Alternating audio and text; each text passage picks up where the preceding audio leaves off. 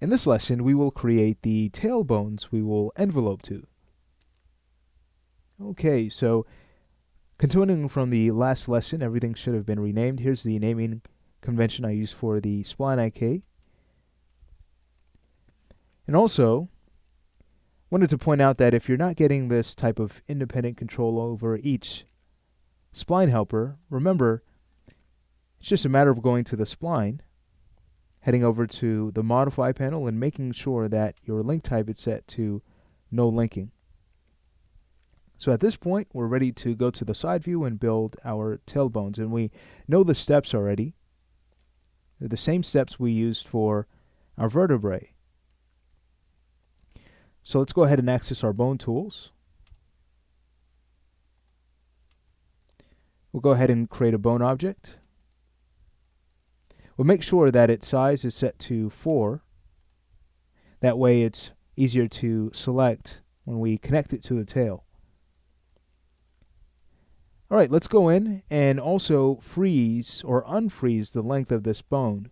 That way we can make it stretchy. And we know that our tail will not stretch. However, by making the bone stretchy, you now have the liberty of creating a stretchy, non-stretchy system. So it's just a matter of creating another drive chain, if you will, and then waiting between your position constraints. We're going to use a technique like that to dynamically link our tail to the pelvis. So this is going to be a really neat rig. Alright, let's go ahead and take the root bone and have that stored in our bones layer, and the nub and objects to hide. Again, the same steps. We'll go in and rename the bone object to BN tail A01. Let's go ahead and rename the nub.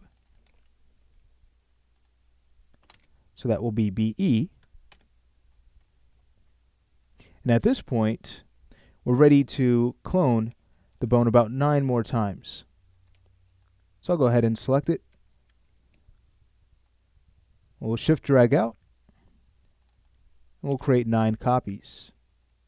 Alright, beautiful. So now it's just a matter of position constraining and also look at constraining. And we are constraining to each helper as we've done before. So let's go ahead and start with helper A. With the root bone selected, choose our position constraint and tie that down. We'll grab the nub object, position constraint to the following helper, and then we grab the root bone again. We'll need to set up our look at constraint, and we again point at the helper that follows. And then, setting up a few of our properties here, we'll go ahead and turn off view line length. We'll also make sure that the up node control is set to look at, and then have that point at our up vector helper. So selecting the bone object,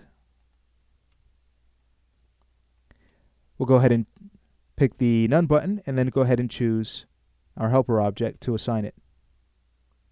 So let's go ahead and take care of that for the rest of our bone objects.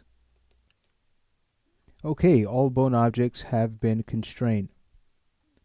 Now, with the vertical path the tail takes, might have found it kind of tricky to grab the root bone for your look at constraint, but it's just a matter of grabbing the nub object, and then you can use page up to grab the root and set up the look at constraint from there. So that's just one option you have.